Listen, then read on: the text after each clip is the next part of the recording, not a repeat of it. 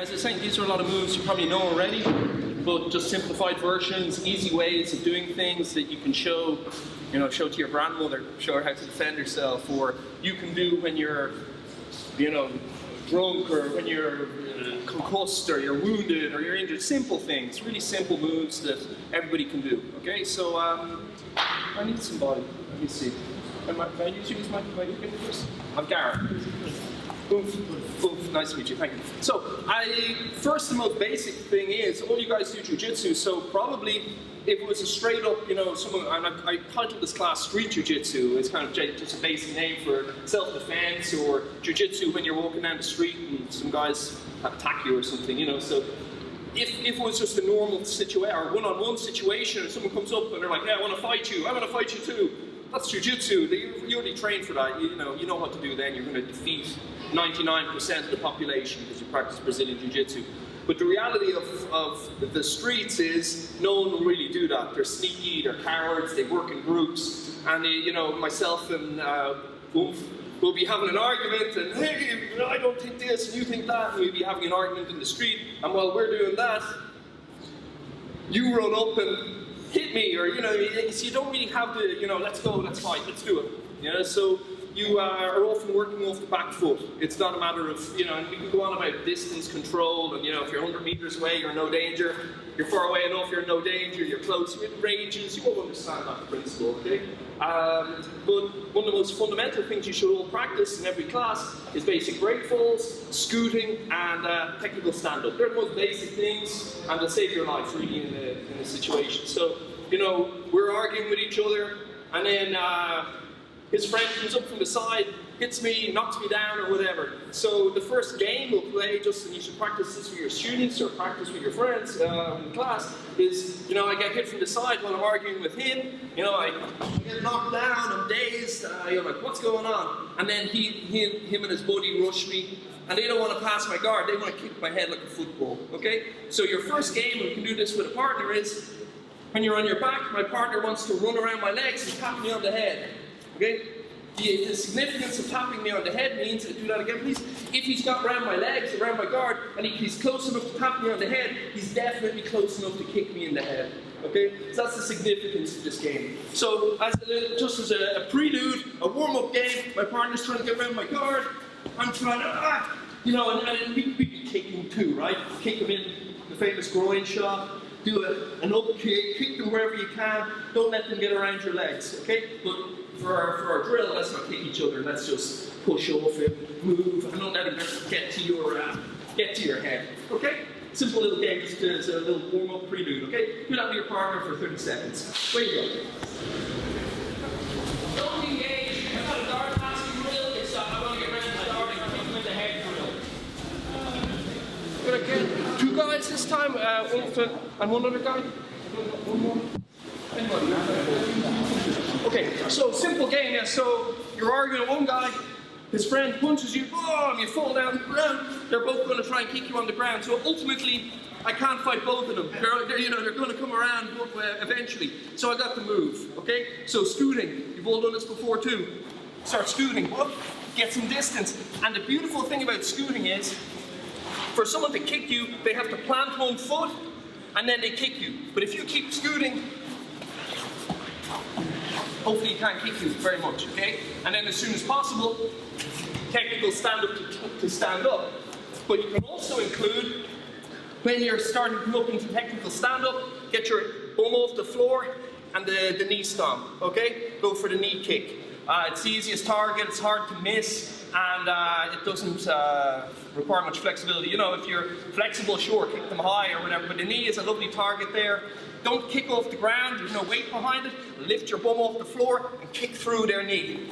Scoot away a bit, stand back up, keep your arm here protecting your jaw, so at least if you get a kick from this guy, it might protect your jawline. Also, this can absorb a bit of a strike, okay? So here, scoot, scoot, scoot, maybe stomp somebody's knee, stand up again and run away or engage as you wish, okay? Simple one, let's do that. 1, 2, 3.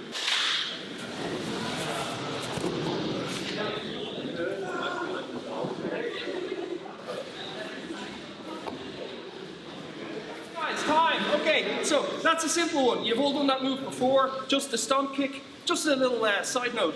Back in the first one member of the Gracie family who came and visited Ireland was Carly Gracie, who visited Ireland back in the 1990s. And you know, I was doing karate at the time. We all went along to try out this Gracie Jiu Jitsu. And at his seminar, he showed 4 techniques. He showed the mat de lion, he showed the ude garami, the paintbrush arm lock, he showed an armbar, and he showed this. He showed there were the 4 techniques he showed. He's like, you guys don't know anything about Jiu Jitsu? I'm going to show you these 4 techniques. And this is the technique he showed, was the pull, and then the leg stomp, or the leg kick. It's important to shift your weight through with it, and you can really hurt someone's knee with it. Obviously, we're nice to each other. Our training partners, if you catch someone straight on the knee with this, you can really damage the knee badly. So it's very effective for somebody who's trying to kick you. But don't do it off with your bum on the ground. Make sure you're shifting your weight through his leg. Yeah, so it's a whole body shifting through. Okay, so moving along. Wrist grabs. You all know these already, but you know, a few little just pointing coaching points you can show a child to escape a strong grip. Okay, so first one, just basic wrist. No, the other arm. Yes. No, the other one. No, not that one yet. The other one. No. Okay, this one. Just a straight grip. Okay. Someone wants to drag you into their car. Come with me. I want to show you something. So, as you know, the hand opens here between the thumb and the fingers. Don't use the broad part of your hand, use the narrower part of your wrist to escape. So turn the wrist, go towards the opening, okay? So if it's that kind of grip, turn, or if they have you this way, for example, same thing, turn, out of the grip, okay? Everyone knows that one? Two-handed grip. Again, so it's 2 against 1 now, so it needs to stand up on me. So I'm going to have to use at least, well, I only have 2, but at least 2 hands to escape. 2 on 1, do the same one, okay? So, you all know the basic one, escape no matter what way he has. 2 on 1, double up your hands. So what I'm doing, sorry, will you for a moment? Double up on your hands, I'm going to free the hand that way. So 2 on 1, use 2, free the hand again. So you show a child how to escape like that, okay? Give it a go for a second, okay? 1, 2, 3. Thank you.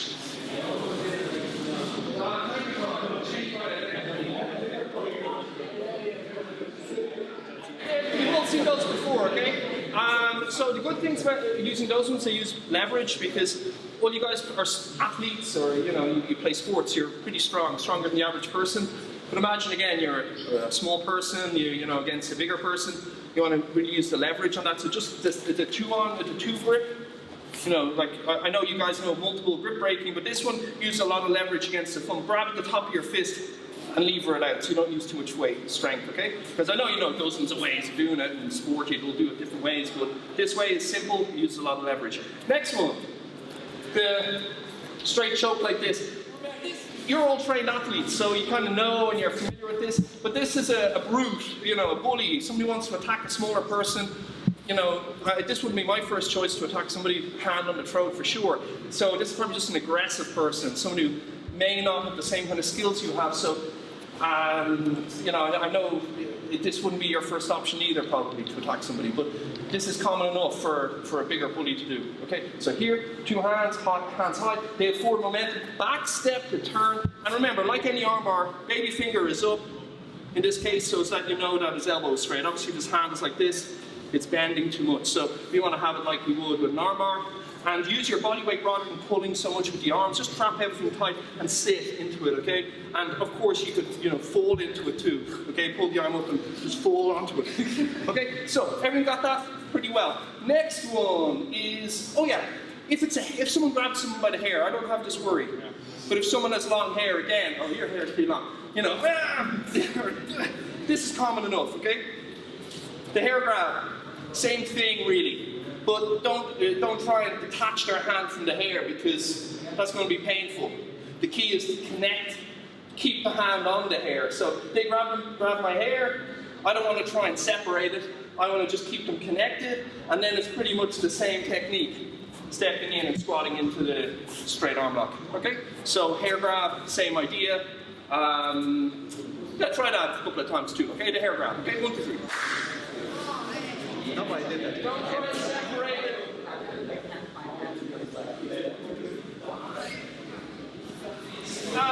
Next one. So next one is the double choke. Bart Simpson choking you, or Homer Simpson. Again, this one, they won't usually just stand still when they do it. Usually they're driving you back, or pushing you into a wall, or pushing you somewhere. But anyway, double choke. So this time it's harder to do the turning because they've two connections with you. But the bonus is they're not going to hit you at least. Both their hands are connected to you. All right? So for this one, and nice and strong, is first of all I'm going to drop my chin against their thumb a little bit and kind of make my neck strong, so you kind of tense the muscles in your neck like this. Okay? So here. Second is I'm going to put my hands like so, either like this or crossed like this, nice and strong, nice and strong. Okay, and then it's weird that it works. I was surprised when it worked, really, but it goes against the thumbs. Okay, so the double thumb or double hand choke. Okay, the reason I put my hands here is so that if they are that way, I'm not going into a knee shot, okay, or some kind of kick or something. So that's why my hands are here, to at least offer some protection against the knee shot. So I'm here, drop the chin down. Look, I'm changing my angle a little bit as well. I'm kind of stepping in on one side. You can do it on either side you want, just to make it easier to turn. Okay, so from here, my hands go together, down into it, and underneath. You know, you can throw in all your chops, strides, all that too, okay? But you've escaped from the double choke, okay? So here, protect from the knee shot. It's weird that it works, it really is. So partner, give your partner some good resistance. Be strong in your grips and strong in your arms, and go ahead and do it to me. Yeah, it's weird, my thumbs just can't take it. It's only my thumbs holding his body from going down. So it's weird it works, okay? Give it a go. 1, 2, 3.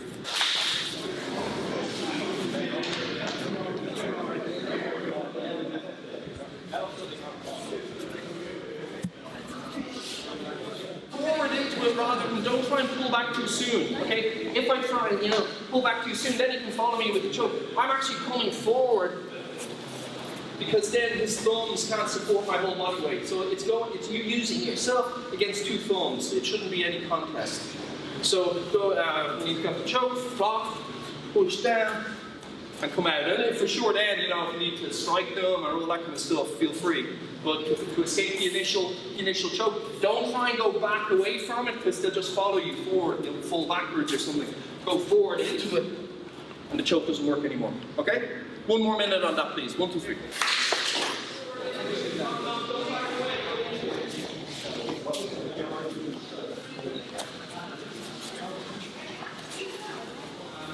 Right, you've got to see these little details. Guys, come in really close. Come in a bit closer. Everyone take a step closer. So, for this one, the ones we've just been doing don't really work because I'm being pinned against the wall. My back is pinned, so I can't maneuver like I had before. So, for that, we're going to try and attack a small joint. So, trap one of their hands. So, come in. This will also help to relieve the choke, of course. So, come up and trap one hand, and then with your spare hand, find a little finger and break their finger. I told you like this, yeah. So here, I'll do it on your side. So trap the hand so they can't pull away, because if you don't trap a hand and you just grab their finger, then they'll move it and you'll be chasing it in space and it won't work, okay? So instead of that, trap a hand, find a finger, and they'll break their finger. Simple as that. Couldn't be easier, okay? So on the other side, trap a hand or trap the wrist so they can't pull away as easily. Find whichever small, burrow in and try and find whatever small finger you can, 1 or 2 fingers, probably 1 is best, and break the finger right away, okay? Hoyce had some funny quotes about this. He's like, yeah man, just break their fingers. So, give it a go guys. 1, 2, 3.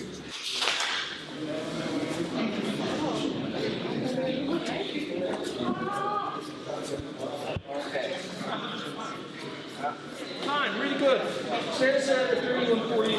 Like I say, all of these techniques are either from the Gracie self-defense system. They were shown to me by Hoyce when he came and did a session with us last year, or else they are from a judo kata called Goshin Jiu Jitsu. Goshin Jitsu is the judo kata for self-defense they developed in the 1950s. So that's where all these techniques are from, except for one technique Christian Graugard showed me about 10 years ago. I'll save that one for last. I'll show you that one later on as a bonus one. Next is from behind, is when someone's putting the arm around the head. You guys all know, how badly this could go if you allow them to get locked in. It's Matt de Leon, good night. Okay, but at the initial stages, when hopefully not as trained as you guys are, person puts their arm around their head to, you know, pull you backwards. 2 hands on the hand that's coming around. Hopefully you've got time. Of course, drop your chin so that they don't get underneath the chin. This is all fundamental stuff you know. Little small detail. As you're grabbing it, if you can, grab the hand rather than the wrist. Okay, the wrist is good. It's better than nothing. And you know, if you're minding your own business, and someone grabs you around the neck, it's quite sudden. But if you can, try to grab over the thumb. Okay, if possible. But if not, no worries. Just get anything.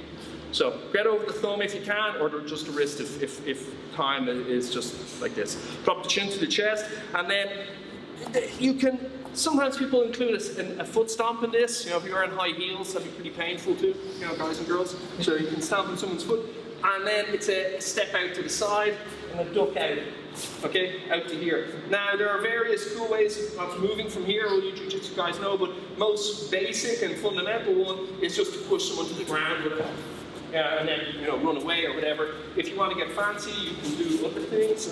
Excuse me. So as it's coming around, grab, okay, step out to the side, duck down so the head comes out. Now from here, you can burrow in and get this kind of thing. If you want to, right? So what I've done is I've burrowed my hand through here to the shoulder. This hand goes around the neck, and you can do this. Now for you Jiu Jitsu guys, that's pretty good. If it's just, you know, your grandmother defending from the mother, she probably doesn't want to get into a grappling match with them, so just defend, step out, you know, push away, or defend like something like this, okay? But the important thing is to defend the choke, either way. So here, you can stomp on the foot if that maybe gets a reaction from them, but the important thing is the step out, and the duck out, and then you're from here. So if you want to go Jiu Jitsu about it, or arm locky, that's where that control of the thumb is useful here, because you can bend their wrists with and help control them. And then there, you know, that kind of thing, or like I say, burrow in, and this is going to get fancy. Okay, simple? Yeah, easy. Okay, 1, 2, 3. That's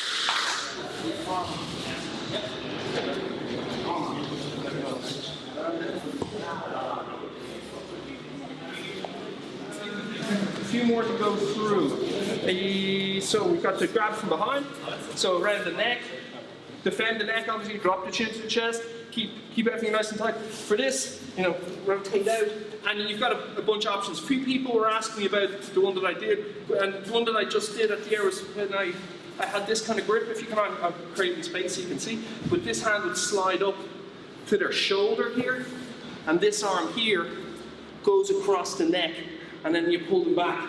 Pick which hand is on top. In this case, this hand is on top. Make a C grip. Grab the wrist. Now, I'd like to burrow my hand in underneath their arm, ideally above the elbow, but he's so tight, there's no space. I'm going to hip bump, bump, do a bit of disco hip movements, and get your hand slipped in here. I'll take my gi off so you can see more clearly. Sorry. Yeah. Okay, so you can see a bit easier. So, the double, the other side. Leave the other side, it's open. So, here, C grip, find the top hand. I'd like to, stand up, not a wrestling match, just so you're kidnapping a child. Okay, so, here, I'd like to burrow in. I can't burrow in, okay? So, hip bump, move, shift your hip till you get that little space open up here, okay? Burrow in, find the top of the wrist, and if I try and keep a strong hold as strong as you can, it won't work, okay? But what I'm going to do is I'm going to drop my body weight into it. It does. And now, step around, and you've got that. I always think of Sakuraba fighting Enzo, and he breaks Enzo's arm with this one, if you remember correctly. He whacks the arm up, okay? So, here, either one, here. Hip bump, move, get the space, find in here. To break the grip, I'm going to push downwards to the floor. Don't try and lift it right away. The key is to drop your body weight into it and push it down to break. And then rotate, turn around, and jam up your arm. If you want to use this in a more of a grappling sense, for sport or whatever, you can hook the leg in, do the flick over, the sumigashi. But for self-defense, we want to stay standing as much as we can, so we just do the standing one here, push down, and twist our arm up your shoulder. Easy, right? Any questions? Okay, let's do it. 1, 2, 3.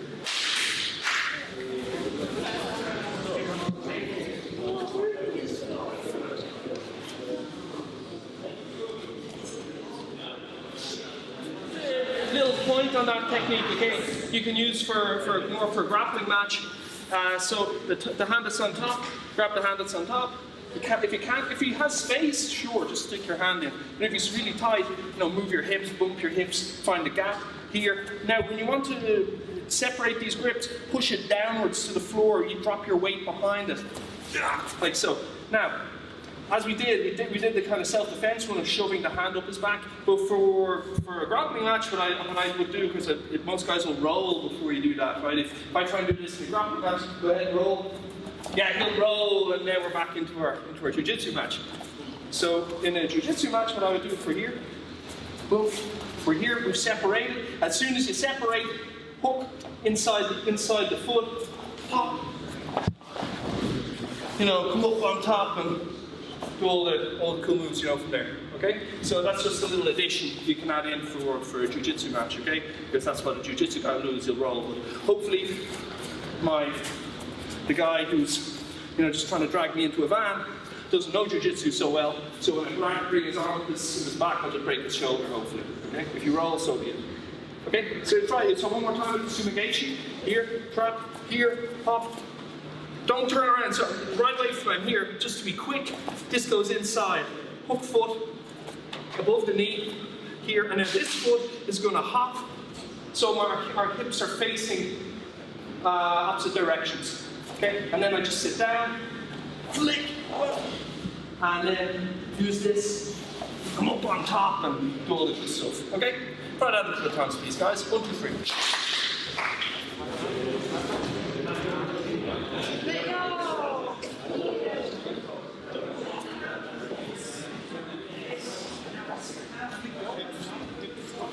Okay, guys, time. Come in again, please. We're flying. I promise you we finished by 8. You have time for beer. So next one we did bear hug from behind when he's underneath my arms. So that's good. I have my arms free. But this time, big monster comes and grabs me from behind, wants to abduct me, do terrible things. So I want to get free. But now I can't break his connection as well as I could. I had my hands on top. So I'm trapped. But again, I'm going to use my hips. Again, as with most things in Jiu Jitsu, it's all about your hips. So I'm going to start shifting my hips. Again, if you like, you can stomp on their foot. That's always a good thing to get a kind of reaction out of somebody. And it certainly works, the stomp, foot stomp. Is I'm going to step out of the way and step to here. Okay, so we're here. So again, you'd be struggling and moving. Drop your weight so your hips aren't super high. So if I'm really high, you can probably lift me up way easier. Okay? Whereas if I drop my weight a little bit, I'm harder to lift. We're wriggling and moving the hips a little bit. And now I'm going to step out. So it's easier to step out with this one first. Step out a little bit with this foot. Step behind with this. 2 hands here. And powerbomb, drop on top of them. Okay? One more time. So hands are trapped. Can't wriggle out. Drop your weight a little bit. Keep your hips down. Moving around. Step with the outside foot first. You can go either side, of course. Step behind. And oh, he's heavy guy. But you can imagine what comes next. Just drop them. Okay, with you on top.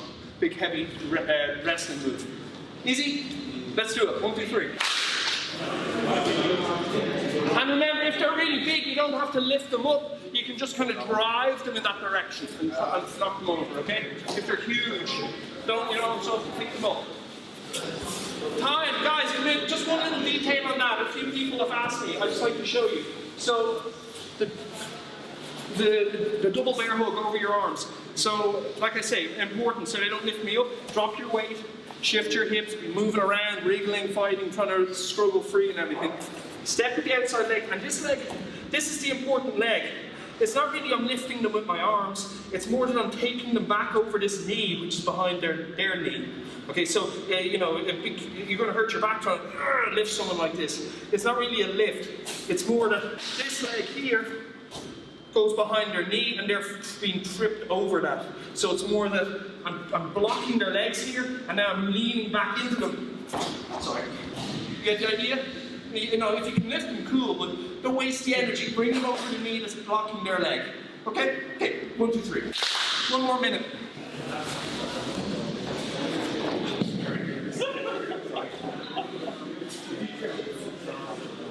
It's time. 5 more minutes. Going to fly over 1 or 2 more. schoolboy headlock.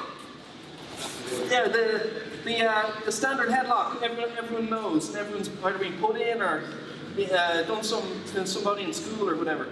Okay, so initially, as you know, it's difficult enough to be choked from here, but for sure they can hurt your neck or bang your head off something, or use this hand here to start hitting me. So a couple of things on this. First of all, I'm going to set my weight again. As usual, it comes from your hips. So I'm setting my weight down a little bit, and the hand that's behind his back finds their hip. If he just releases that and holds me this and wants to whack me in the face with his free hand, now we're going to frame on this one, okay, and not let him hit me. So you can either block at the elbow, block at the wrist, or whatever. So it makes it more difficult for them to be able to hit you, okay? If possible, and you're long enough and you have the space, sometimes you can grab in here and grab it with this hand here. Okay, so you can take this hand, stop them hitting me, shove it in a little bit, and trap over it. That's really good, you know, but maybe the person is really big and you can't quite reach all the way around there to grab that arm. In that case, just block it, okay? But if possible, block it with that one too, okay, in an ideal world. Next thing is I want to position myself so as that I'm at a right angle to the person. My hand here is going to go to their knee, and now I'm going to sit onto my bum here and extend the leg that's behind them. So you can see, okay? And then from here, if they let go of the headlock, cool, you're out of the headlock, carry on as you would. They're really stubborn. He's a big bodybuilder, he's huge arms, he's squeezing on my head. If I try and just pull out, I'm going to hurt my neck, and he's going to squeeze even harder. So, a few things to do from here. Hand that's nearest his head, frame on the neck, step over. This hand here frames as well. And now, rather than trying to lift my head, I'm going to push my shoulders this direction, not up towards the ceiling, but horizontally. Okay, so hold on tight, and I'm going to start shifting my weight up, keeping a frame like so.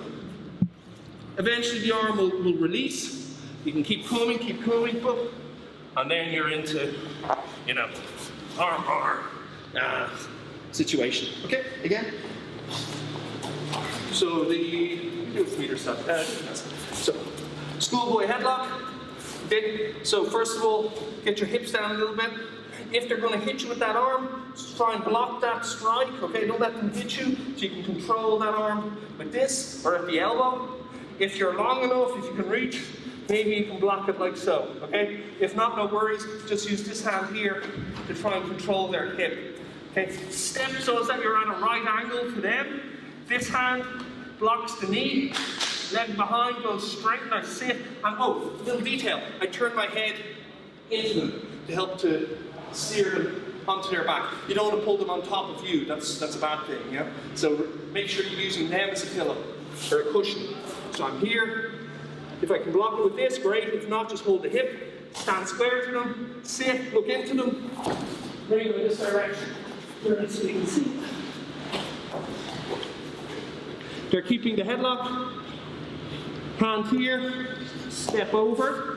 You know, standard Jiu Jitsu stuff. This hand grabs my own wrist. I frame on my own wrist to frame on their neck. Don't try and lift up, you'll hurt your neck. Push this direction, horizontally, and be patient. And eventually, that pressure of my body weight on my wrist, on their neck, is going to make them release. And now, you know, you've got your arm off there. Okay? Or various moves you all know. Want to see it again? You happy enough? Let's do it. 1, 2, 3. I have one bonus technique after this, so that's it for today.